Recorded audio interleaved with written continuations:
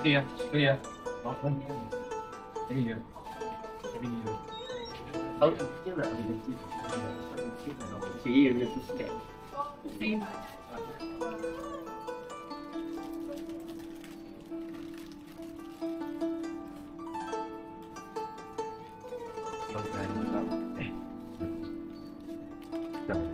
Sisi. Bersih. Ya. Welcome. Yeah. Welcome. Siap. Welcome.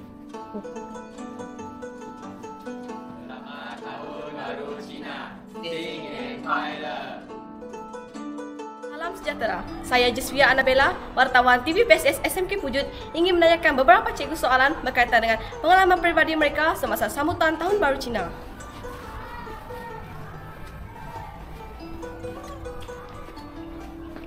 Selamat pagi Cikgu Tai. Okay, izinkan saya menanyakan cikgu tentang pengalaman peribadi cikgu semasa sambutan Tahun Baru Cina. Pengalaman memang baik untuk masa menyambut Tahun Baru Cina, sebab Tahun Baru Cina ni kita sentiasa bersama dengan ahli keluarga dari jauh, dari daerah lain, dari negeri lain, dari negara lain dan balik bersama untuk meraihkan. Jadi bukan mudah kami nak berjumpa. Jadi Tahun Baru Cina sajalah kami akan berjumpa dengan mereka dan bersembah dengan mereka dan tahu segala keadaan mereka yang hidup di tempat lain. Okay, apakah persiapan utama cikgu sekeluarga semasa sambutan Tahun Baru Cina yang bakal tiba tidak lama lagi? Okey, persediaan seperti biasa dengan perayaan-perayaan lain, kaum lain di Malaysia ini. Okey, sebelum ini kita akan membersihkan rumah, persediaan membeli pakaian baru, buat tempahan makanan ringan, buat tempahan makanan dan sebagainya. Nah, itu yang biasa kami lakukan.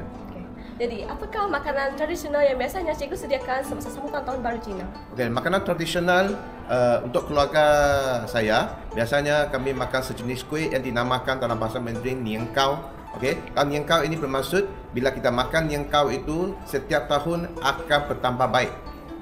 Itu yang sentiasa kami makan nian gao itu. Okey, ya, terima kasih cikgu telah menjawab beberapa soalan yang telah saya berikan. Terusnya, kita akan menembual Cikgu Ba. Okey, cikgu, izinkan saya menanya cikgu berkaitan dengan sambutan Tahun Baru Cina yang bakal tiba tidak lama lagi. Apakah simbol utama dalam perayaan Tahun Baru Cina dan apakah maknanya bagi cikgu? Oh, Tahun Baru Cina simbolnya biasanya angpau lah.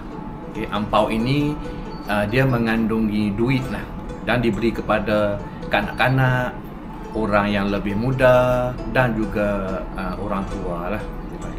Kerana dia adalah satu keberkatan yang mengharapkan tahun seterusnya akan membawa rezeki, dimurahkan rezeki dan diberikan kesihatan yang baiklah. Dan dia sangat bermakna kepada Cikgu Ba kerana kita sebagai anak, sebagai bapa, kita bagi ampau kepada ibu bapa kita, kita bagi ampau kepada anak-anak dan juga orang yang lebih muda.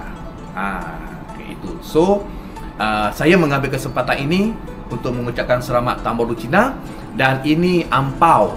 Ada duit ampau untuk Tahun Baru Cina saya bagi kepada pengacara satu dan kepada videografer satu. Okey, itu dia saja. Soalan satu lagi, cikgu. Okey, adakah terdapat tradisi khas yang cikgu sekeluarga lakukan? Oh, tradisi Tahun Baru Cina biasanya kita pakai pakaian merah, kan? Kerana pakaian merah ni dia membawa tuah. Bila kita ada tuah yang baik, dimurahkan rezeki, maka dalam tahun itu kita boleh hidup dengan bahagia dan lebih sihat lah. Pakaian merah itulah yang menjadi tradisi utama.